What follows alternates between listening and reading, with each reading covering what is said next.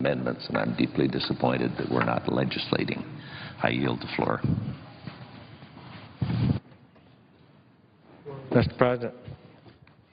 Senator from Alabama. I want to thank Senator Enzi for his leadership on the Budget Committee. He's a longtime member. He's a senior member. He's worked hard on these issues for years. He is an accountant. He is able to add and subtract. He can see a debt crisis when one's out there, and I appreciate the comments that he's made. I believe he's exactly correct on so many of those points.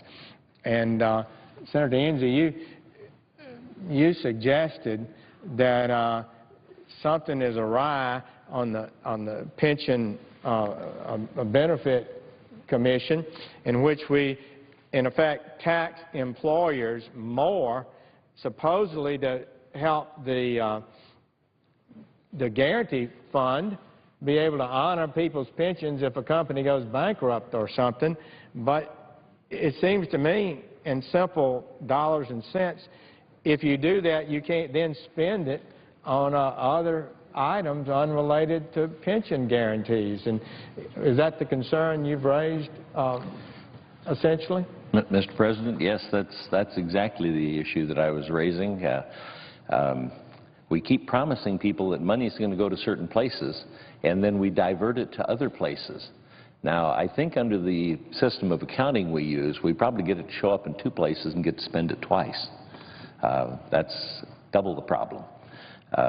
So we've got to start being honest with the public about where we're taking the money and where we're actually putting the money, and that was my purpose in making that comment. And I want to thank you for your comments. I want to thank you for your dedication on the budget. I don't think anybody spends as much time looking at those numbers as you do and commenting on them here on the floor. It's in that effort to educate America on what's really going on, and you're very good at it, and I thank you for your leadership. Well, thank you, Senator Enzi, and I just was referring to the fact that Senator Enzi is the one that has explained to us in a very clear way from his accounting background the problems we've had with the pension guarantee fund, and it's a very real situation. We don't have, it's actuarially unsound in the long run. It needs to be put on a better basis, but you can't put it on a better basis if you tax the employers, may even reduce, as you say, Senator Enzi, the number of employers who provide a pension. That would be a terrible, terrible policy error if we keep driving up the cost to supposedly fix the fund, but then spend the money on something else, and we therefore disincentivize the businesses to even have a retirement plan for the employees. So thank you for raising that very important issue.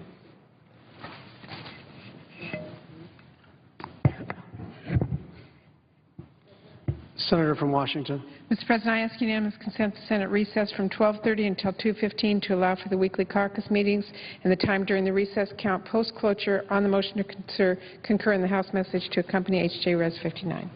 Is there objection? Without objection. Senator from Georgia. Mr. President, I rise today to speak on the bipartisan budget deal that is currently before the Senate. Chairman Ryan and Chairman Murray have shown us true leadership on divisive and complex budget issues. The legislation we have before us today is the embodiment of compromise, something that has unfortunately been absent in Washington as of late. They have crafted a bill that sets forth the guidelines for spending for the remainder of this fiscal year and the platform for the next fiscal year. This deal will set overall discretionary spending for the current fiscal year at $1.012 trillion, an amount that is approximately halfway between the Senate budget number and the House budget number. This number is also less than the 2000 spending level set forth in Chairman Ryan's 2011 budget. While the overall spending number is higher than what I would have wanted, the House and Senate Budget Committee chairmen were able to craft a budget deal that produces $23 billion in net deficit reduction. Now, very honestly, $23 billion with the deficit that we've been running is a mere pittance. And I think all of us who are concerned about the debt and the deficit of this country would like to see that number higher. But more importantly, they have produced a budget that will set in place some fiscally responsible spending policies and give us a way forward. Regardless of how each member of this chamber feels about the resulting policy, we should all recognize the importance of this agreement and thank the chairman for their tireless work to end this chapter of political disagreement. Although I would still prefer a grand bargain to solve our fiscal crisis, this deal marks the first step in that journey. Congress will now be in a better position to tackle the issues of taxation and entitlement reform in the short term. And I truly hope that the committees of jurisdiction will take this as a sign that that does need to be what happens next if we are truly going to address our fiscal issues. Mr. President, the budget deal before us is not perfect. There's a lot in this proposal to like, and there's a lot in this proposal to dislike. But there's one provision related to military retirement pay that will certainly have to be addressed after the passage of this bill, and it's one of the provisions that, frankly, I don't like. I'm told by Pentagon officials that this provision basically came out of nowhere. I think it is terribly unfair to our men and women in uniform. They should not have a disproportionate share in our deficit reduction measures. However, I feel confident that this issue will be resolved in the near term. I've had a conversation with the chairman of the Committee on Armed Services as well as a number of other members of the Armed Services Committee that are committed to making sure that we address it and that hopefully we come up with some alternative before this provision takes place, which doesn't happen, interestingly enough, until December of 2015. Many Georgians have served with honor in our military, and while the changes to their annual cost of living increase may appear insignificant on paper in this bill, this is real money promised to those who put their life in harm's way in defense of this nation. And I want to assure our servicemen and women that there is ample time to address this issue before it takes effect, and I'm committed to addressing it, and I will not turn my back on those who fight and have fought for this country. That said, this budget deal is a necessary and crucial step towards a functioning Congress. With passage of this budget deal, we can close the book on discretionary spending arguments for the next couple of years. We can turn our full attention to entitlement reform and tax reform as Congress debates raising the debt ceiling once again next year. Also, with this bill, we will no longer need to provide additional flexibility for defense spending. This bill will give the defense community the resources they need, number one. In conversations with top officials at the Pentagon and within the intelligence community over the weekend, they have urged the support of this bill as a way to address their current budget crisis. And I am extremely sympathetic to both those communities and wanted to make sure that whatever product came to the floor of the Senate, that it did that, and this bill does address the shortfalls as well as the flexibility issue in the defense community as well as in the intelligence community. I was pleased the approach that the budget chairman took will not turn off sequester, but will instead extend the mandatory cuts for an additional 2 years beyond what the Budget Control Act prescribed. Because as I see this is about an $85 billion fix on the sequester that keeps it from going too deep into the defense budget that had the potential for causing real problems within the Pentagon as well as within the intelligence community. Mr. President, with this budget deal, we can also put in place a 302A budget allocation, the top line number that Congress can spend on discretionary spending. This will, for the first time in several years, allow the Appropriations Committee to do the job that is actually intended that they do. Our appropriators have previously been forced to make spending decisions without a top-line number and through continuing resolutions. They had no information and no guidance from Congress. It's no wonder that our spending has caught up with us. The country benefits when Congress approaches the appropriation process through regular order and not through last-minute continuing resolutions. This agreement makes that process more likely. The Budget Committee chairmen have also made a good faith effort to attack the real problems in our budget by cutting money from mandatory programs rather than searching for more discretionary cuts. In their agreement, they took notice of how often the federal government has given special treatment to certain groups, and they have taken efforts to curb that. And while many outside groups may attack these reforms, they are representative of the types of reforms that will have to be included in any future agreement to achieve entitlement reform, which at the end of the day is where the real problem in our federal budget lies. Mr. President, this deal does little to address the $17 trillion debt. But it is a start down that road, and I truly hope this will lead to more serious discussions on the floor of the United States Senate about our debt and a solution for how we're going to see that $17 trillion repaid. In all, Mr. President, this budget deal represents a partial completion of the work the American people expect from us. While far from perfect and leaves much to be desired, but the prospect of compromise on the single most important issue of our time requires the attention and serious looking by every member of this body. I will vote for the passage of this bill because it lays the groundwork for the next chapter in our pursuit of fiscal sanity. Mr. President, for 3.5 years now, Senator Warner and I have been involved in seeking out a much larger debt and deficit reduction deal than what is currently before us. We know the American people are tired of out-of-control spending and don't understand why Congress can't address our $17 trillion debt. It's not rocket science. The Bowles-Simpson Commission gave us a roadmap 3 years ago this month, and I regret that the White House has not followed the leadership of its own commission. But this bill represents a small step towards the type of cooperation that will be necessary to comprehensively address our debt and deficit. It is my hope that this agreement allows that effort to restart in a meaningful way. And, Mr. President, I yield the floor and suggest the absence of a quorum. The clerk will call the roll.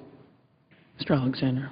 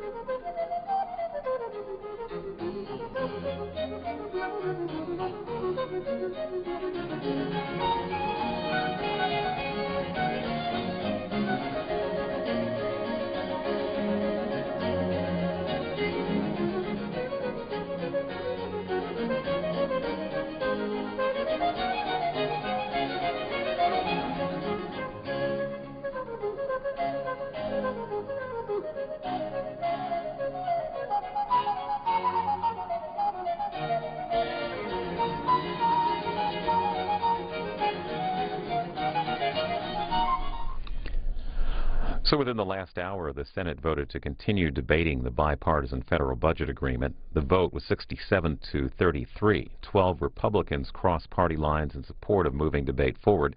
A final passage vote on the two-year agreement is possible this week.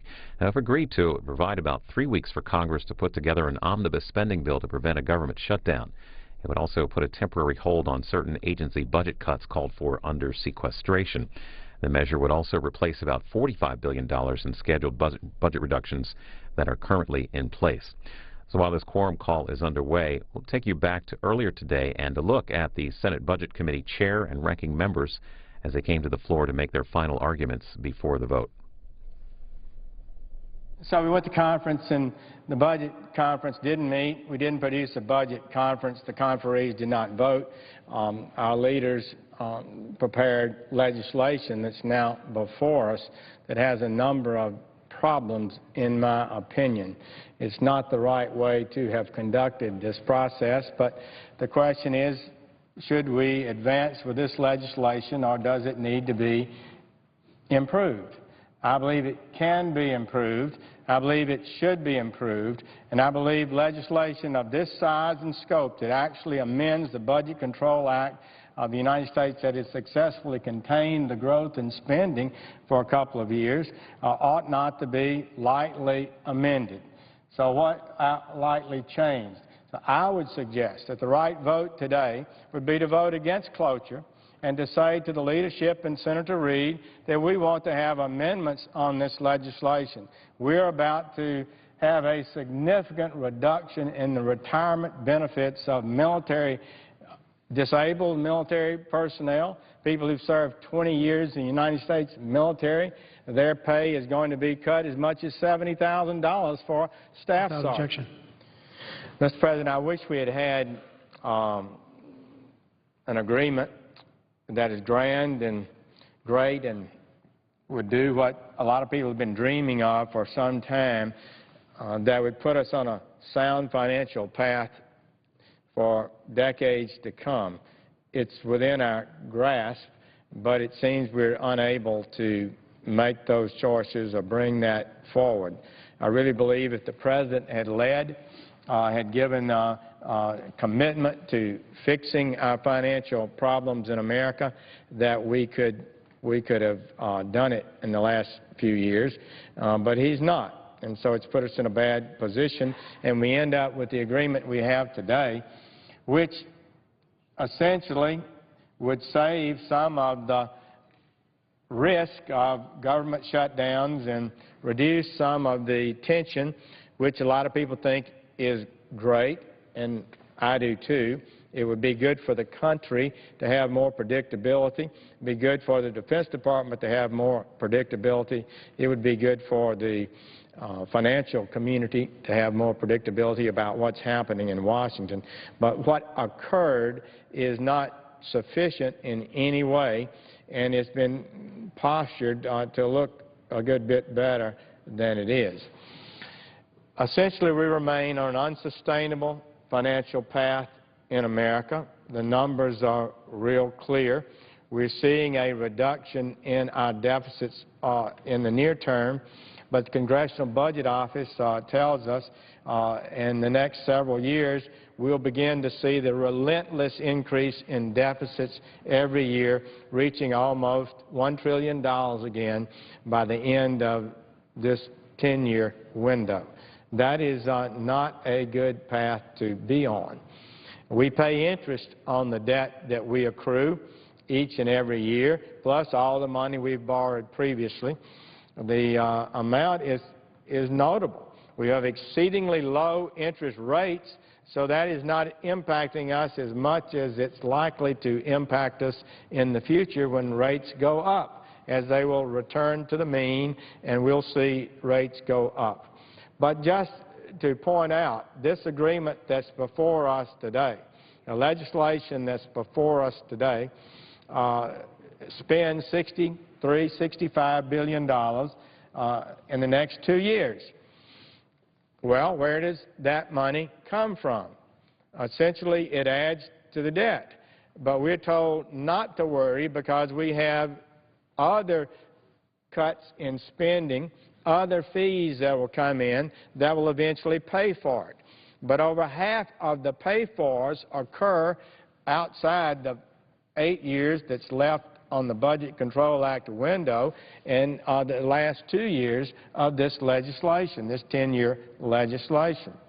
But the Congressional Budget Office has scored that because we're spending more money sooner, money that has to be borrowed, it would add $7 billion to the interest payment of the United States over this 10 years. So the claim that it's going to reduce net over time if every bit of this is adhered to, which our pattern is not to adhere to what we promise, but if we were to adhere to it over the 10 years, the savings wouldn't be $22 billion, it would be $15 billion, because the legislation supporters haven't discussed the interest cost of this gimmicked up bill where you spend more now and save later. It's just a very serious matter. So they say the sequester is horrible. The sequester is so bad that it just cannot be sustained. America will collapse and we will not be able to act in a compassionate way and be supportive of people in need or meet the basic needs of the government. Former Speaker Pelosi, now leader of the Democrats in the House, said that the cupboard is bare. There are no cuts to make, no more cuts to make. She said that on September 21st of this year. There are no more cuts to make. Well, there are plenty of more cuts to make. There are ways to save money. For example, the majority in the Senate changed the rules of the Senate using the nuclear option to ram through the appointment of 3 new federal judges. Each one of those cost the taxpayers with their staff $1 million a year. $1 million a year. And it was for the D.C. Circuit, which absolutely does not need these judges. They are not needed. The D.C. Circuit has by far the lowest caseload per judge in America, even with the vacancies on the court. So what we should have done, and I worked toward previously, what we should have done is taken those judges and not filled them and moved it to other circuits that need judges that we're going to have to fill. That would have saved $3 million a year. That's just an example of the waste of money. You know, it's the equivalent of burning $1 million, $3 million a year on the mall out here because those judges were not needed. So to say that there are no cuts to make, that we can't reduce spending anymore, is not accurate. It's all through the system. As Senator Enzi said, his state was prepared to take an 8% cut. But under the Budget Control Act, which includes the sequester, we're not cutting spending over 10 years. We're increasing spending over 10 years. We're just increasing it $2 trillion less than before. We were on path to increase spending at the time the Budget Control Act was passed by $10 trillion, from $37 trillion to $47 trillion over 10 years. That was the path we were on. We passed the Budget Control Act, and it said it would increase to $45 trillion instead of $47 trillion. So it would go from $37 trillion to $45 trillion. That was the essential what the agreement was. It passed both houses of Congress. It had no tax increases in it.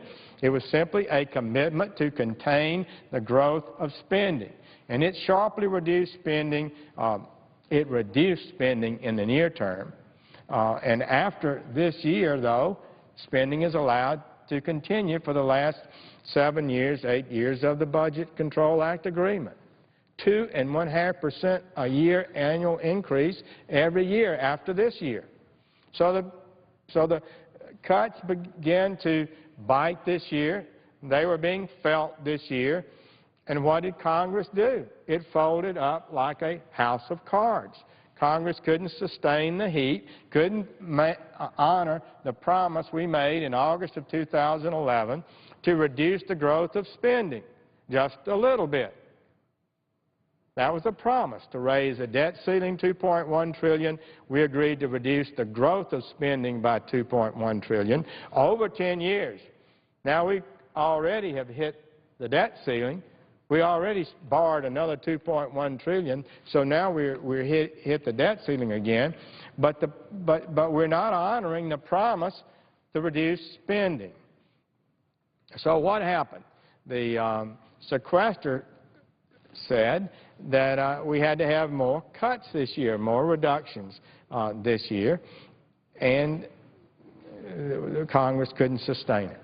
It just couldn't, would not take the heat, and we came up with this new plan that's before us today to avoid a shutdown. So I guess we can say we avoided a shutdown, but we can also say that we did not do the right thing about spending in America.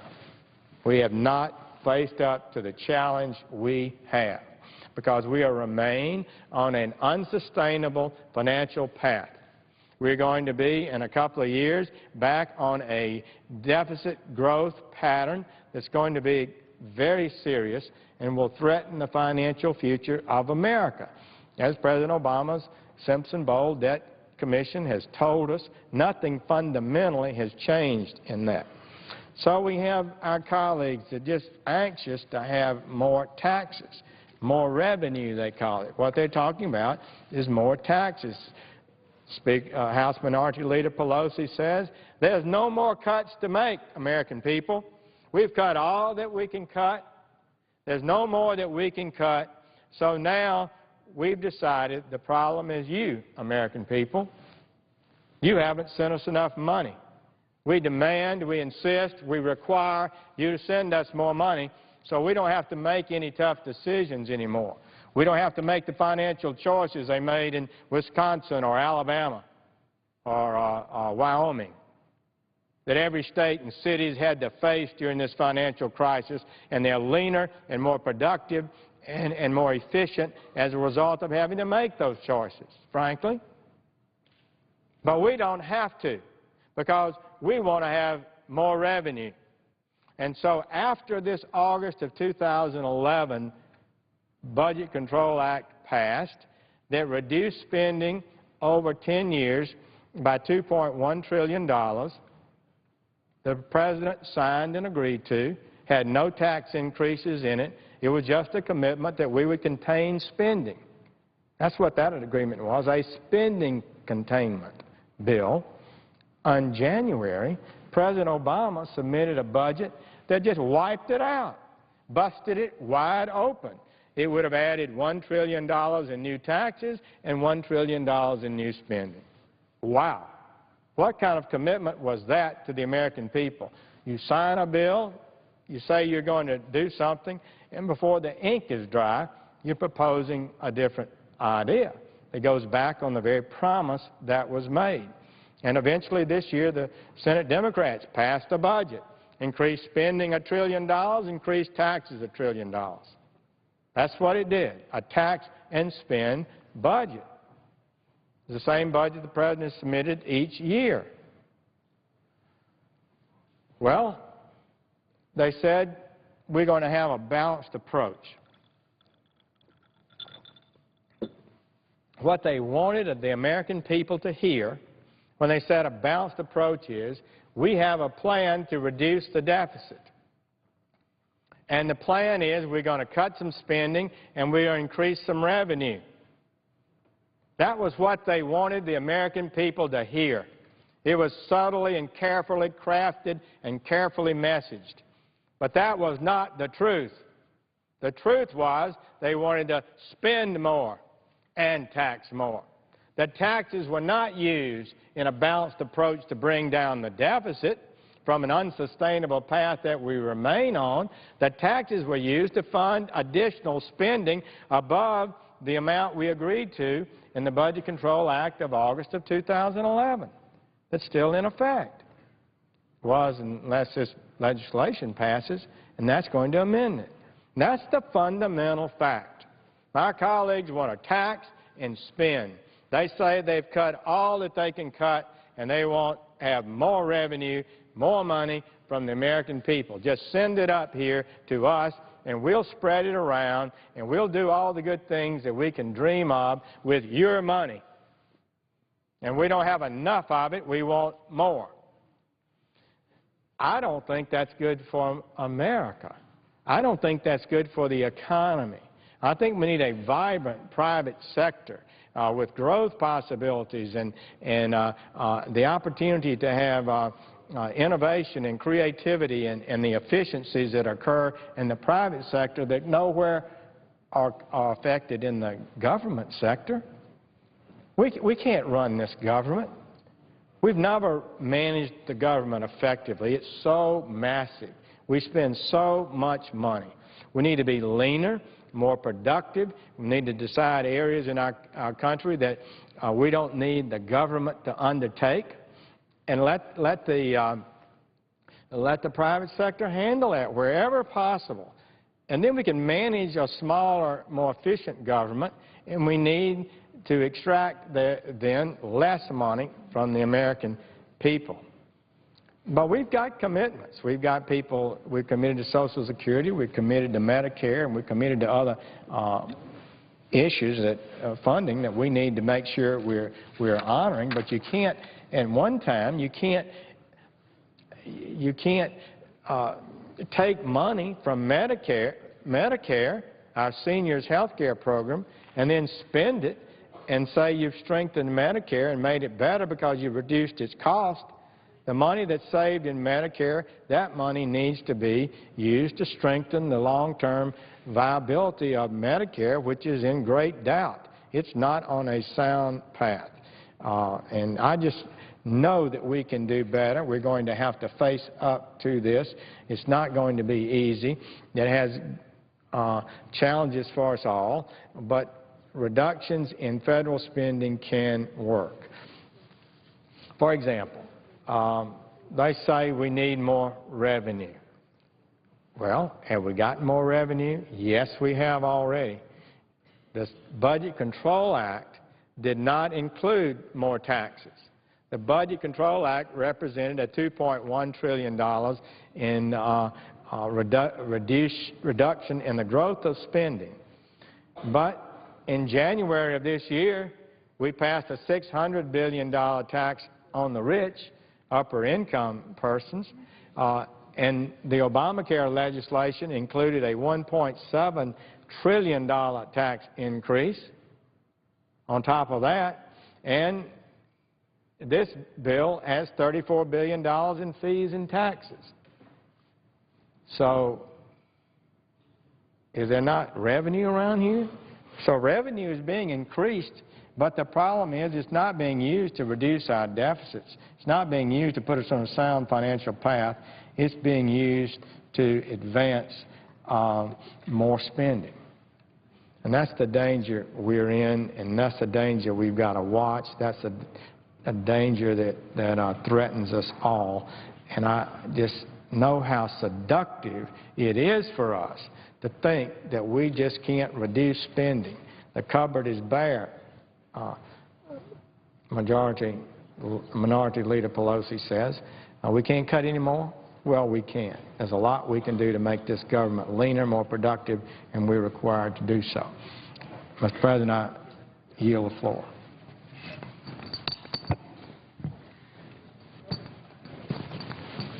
Mr. President. Senator from South Dakota.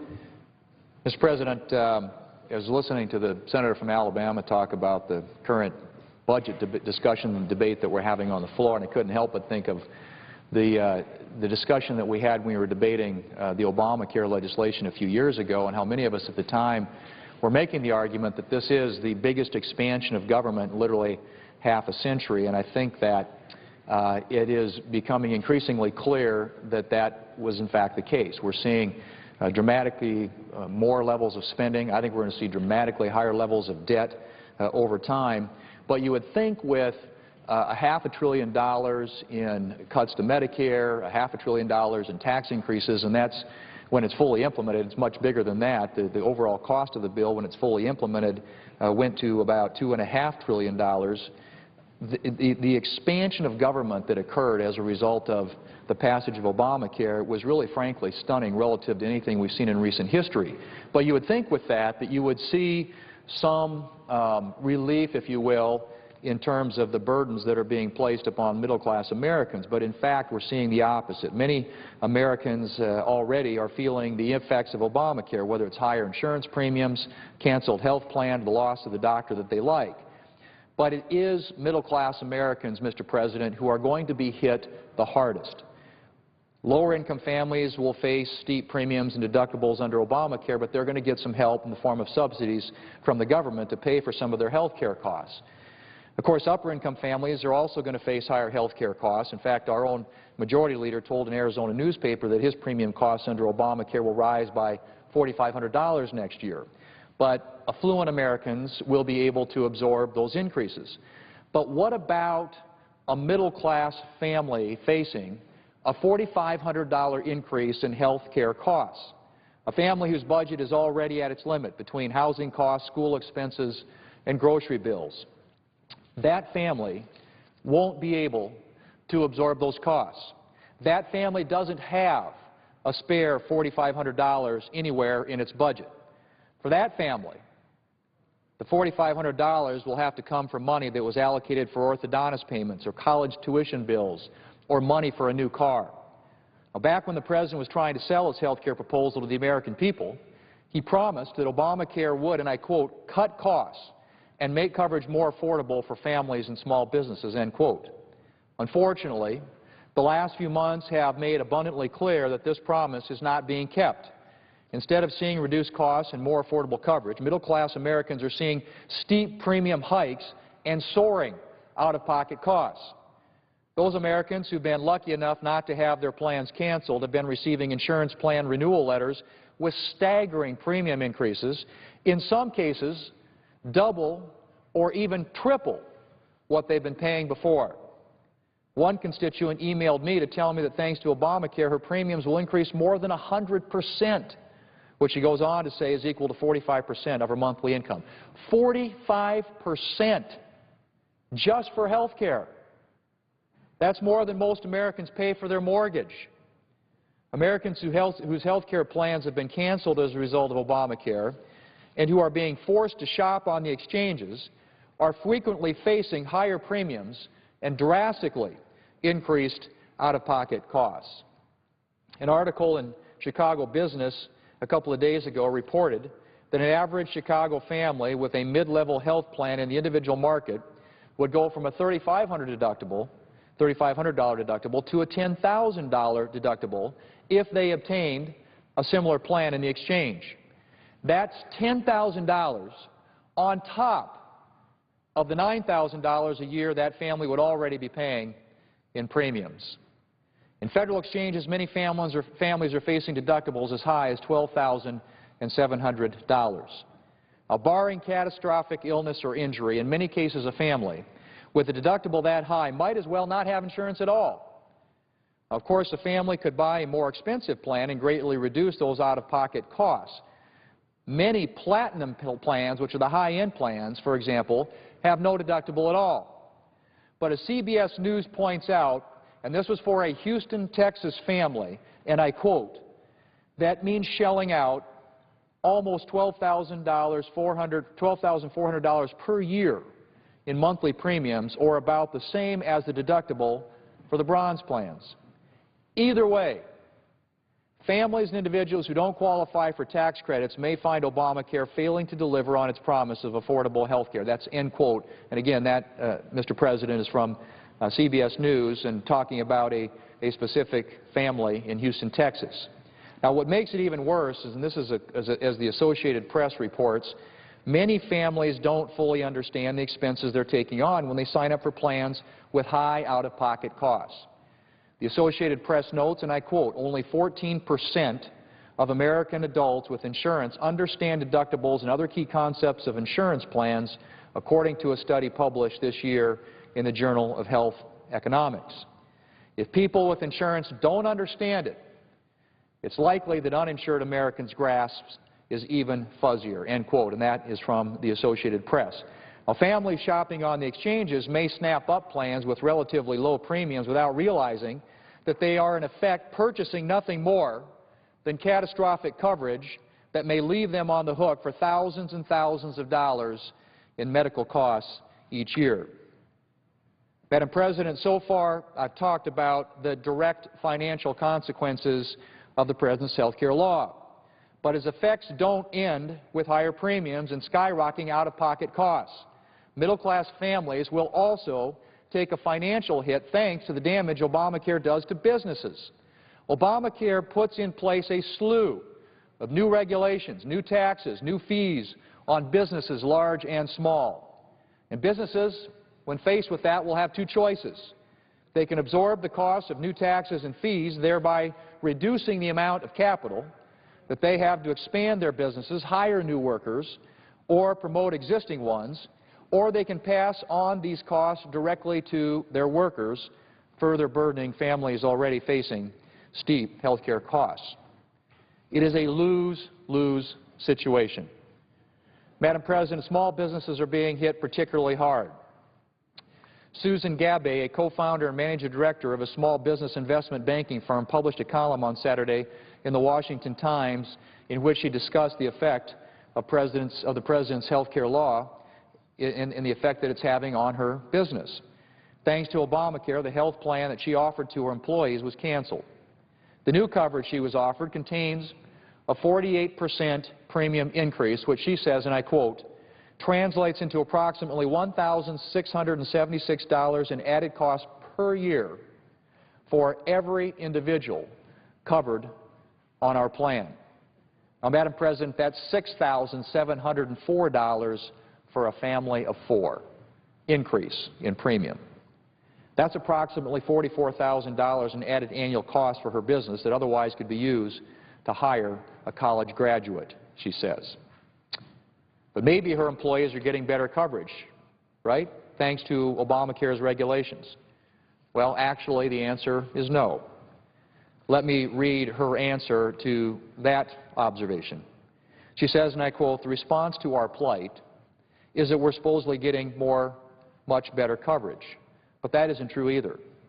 We have historically provided our employees with a generous plan with 100% coverage for in-network preventative care and low out-of-pocket maximums. Conversely, our new, quote, great alternative plan offers comparable benefits with much higher out-of-pocket maximums," end quote. So again, Madam President, thanks to Obamacare, Ms. Gabay's business will pay more for health care, and so will her employees, without either receiving any meaningful increase in benefits. As every middle-class parent wondering where money for the next dentist bill or tuition payment will come from knows, America's economy is still struggling to recover from the last recession. Burdening any business, particularly our nation's small businesses, which are responsible for a majority of the new job creation in this country, is the worst possible thing that we could do for our economic recovery and for the millions of middle-class Americans searching for better jobs and opportunities. Democrats and the President made the American people a promise. They said, we will make health care more affordable. As long as Obamacare is in place, that promise will continue to be broken, and middle-class families will suffer as a result. In fact, just recently, Secretary Sebelius, when asked a question in an interview about the health care plan, said, and I quote, "There are some individuals who may be looking at increases. I think you cannot make a statement based on costs unless you compare what they had to what they're going into," end quote. Secretary Sebelius saying there are some individuals who may be looking at increases. Well, I think that is the understatement of the year, Madam President, based upon the experience of literally millions of Americans, some of whom have lost coverages entirely, but millions of Americans who are suffering with the sticker shock of dramatic increases in the premiums that they pay for their health insurance coverage, dramatic increases in the deductibles that are available now under their policies, and a dramatic decrease in the amount of money, the take-home pay that they have to meet the other obligations that they have for their families. This is a direct hit to the pocketbooks and the economic vitality and future of middle-class Americans. Madam President, I yield the floor and I suggest the absence of a quorum. Clerk will call the roll. Mr. Alexander.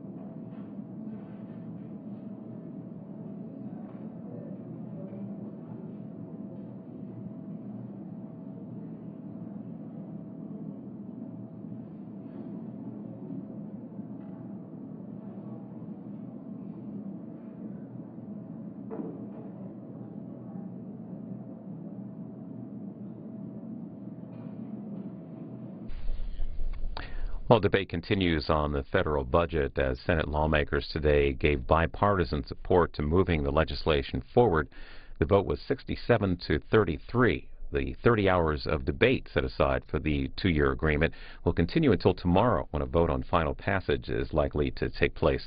A simple majority vote is needed to get the legislation approved. And by the way, 12 Republicans joined all the Senate Democrats in moving ahead with limited debate. At noon, senators will take their weekly party lunches. We do expect further remarks on the budget. Also, we could hear debate on a number of executive nominations, among them Janet Yellen to be the next chair of the Federal Reserve. She'd be the first woman ever to have that job, replacing Ben Bernanke, who is stepping down in January. Senators could also spend time on defense programs and policies for next year.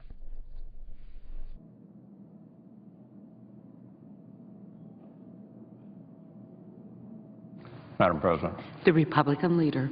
I ask consent that further proceedings on the quorum call be dispensed with. Without objection. Earlier this morning, the Senate voted to advance the Ryan-Murray budget agreement that passed the House last week.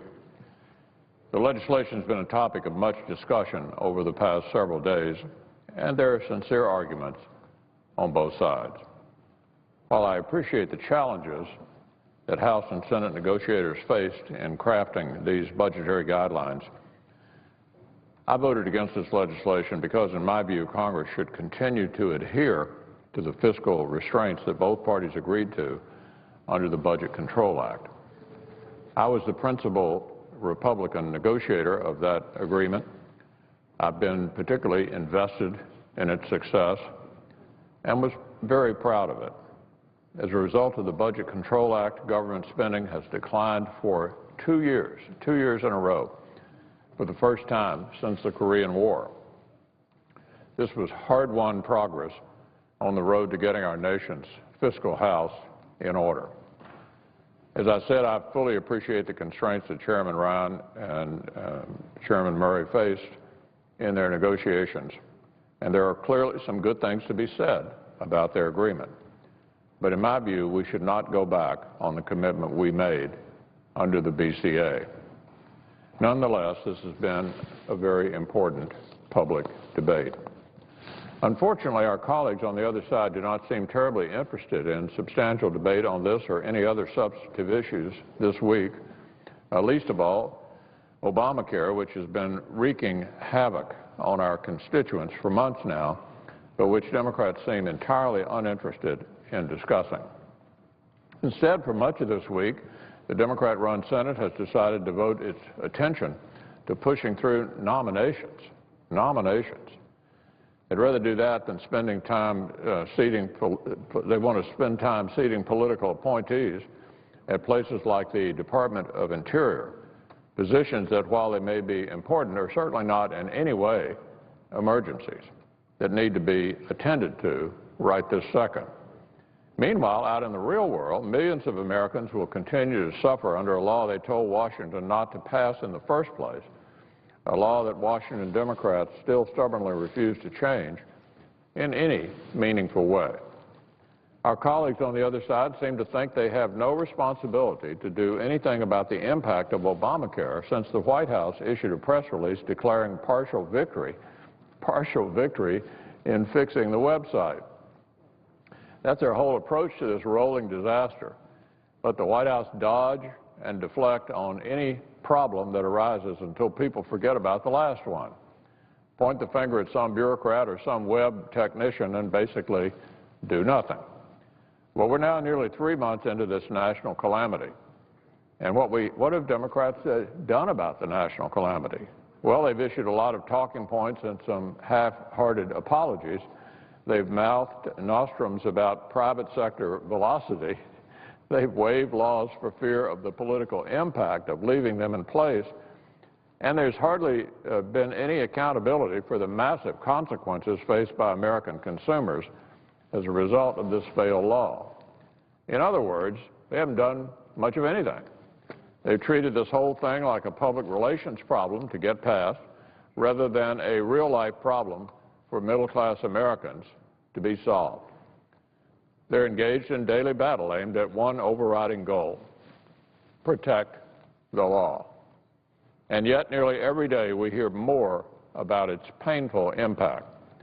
Since the October rollout, millions of Americans have lost their insurance plans. More than 280,000 have lost coverage in Kentucky alone. And so many are feeling the squeeze of this law. Folks like Lana Lynch, a mom from Brandenburg, Kentucky, who told me the annual out-of-pocket expenses for her family rose from $1,500 to $7,000 under Obamacare. And folks like Barrett Simpson from Sweden, Kentucky. Barrett had a health plan he liked and wanted to keep, a $540 a month policy that was, in his words, perfect for his family. The folks responsible for Obamacare apparently thought they knew better than he did about the needs of his family, so he lost it. Here's what he had to say about that. My plan is being eliminated because of the ACA, Obamacare, and the cheapest, closest plan will cost us $1,400 next year. We can keep the plan until the end of next year, but we will have to pick a new one. We don't need the extra coverage for maternity, for vision, or dental, but yet we'll be forced to pay for it. And he continued, these changes are absurd. Most people in this country who were content with what they had are now paying for what Obama is trying to do for a very few. Barrett closed his letter by asking me to work to repeal Obamacare. Well, Barrett and Lana should know this.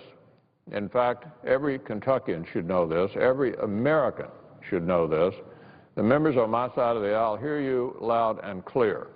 We're not going to give up this fight, no matter how much the other side tries to distract the country's attention.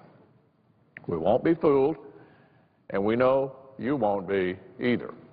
Look, the folks each of us were sent here to represent, not the government, should be the ones choosing plans that make more sense for their families. And when our colleagues on the other side go around referring to insurance being lost as, quote, junk, end quote, that's just beyond offensive to the people we represent. There's a lot of ivory tower thinking that goes on in this city, way too much of it. It's time for our Washington Democratic friends to finally climb out of the ivory tower and see the reality of their ideas in action, to witness the failure of their policies firsthand. It's time for Washington Democrats to drop their refusal to change anything of substance in Obamacare, and it's time for them to listen closely to the people who sent us here in the first place. And here's what so many Americans are saying. Here's what they're saying, that they want Democrats to start working with Republicans to improve our nation's health care system in a positive way, to help us implement real, patient-centered, common-sense reforms that can actually lower costs and improve the quality of care. Because we were sent here to solve problems, not to make them worse, as Obamacare does. So let's erase that mistake. Let's get rid of it and start over with real reform. Working together, we can do it. Madam President, I yield the floor and suggest the absence of a quorum. Clerk will call the roll. Mr. Alexander.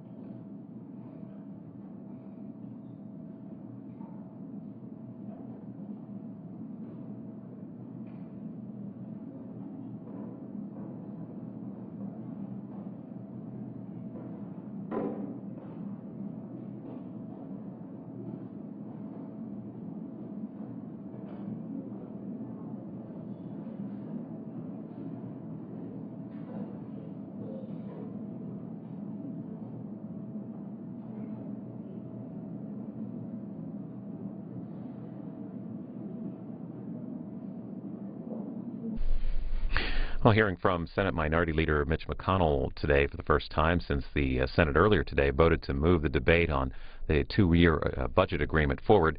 12 Republicans voted with their Democrat counterparts in support of the legislation. Mitch McConnell was not among them. The vote on the motion was 67 to 33. The 30 hours of debate set aside for the two-year agreement will continue until tomorrow. We expect a vote on final passage to take place. A simple majority vote will be needed to get the legislation approved. Again, 12 Republicans joining with all Senate Democrats in moving ahead with limited debate. The Senate expected to recess in about 15 minutes or so at 12:30 to 2:15 for their party lunches.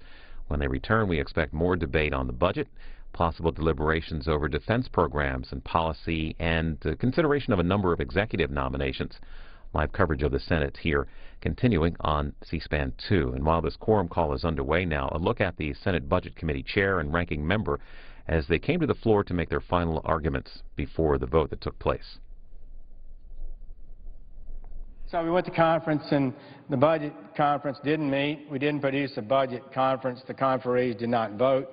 Our leaders prepared legislation that's now before us that has a number of problems, in my opinion. It's not the right way to have conducted this process, but the question is, should we advance with this legislation, or does it need to be improved? I believe it can be improved. I believe it should be improved. And I believe legislation of this size and scope that actually amends the Budget Control Act of the United States that has successfully contained the growth in spending for a couple of years ought not to be lightly amended. So what lightly changed? So I would suggest that the right vote today would be to vote against cloture and to say to the leadership and Senator Reid that we want to have amendments on this legislation. We're about to have a significant reduction in the retirement benefits of disabled military personnel, people who've served 20 years in the United States military. Their pay. The quorum call be dispensed with. Without objection. I would like to continue to raise a simple point, but a point of profound financial significance to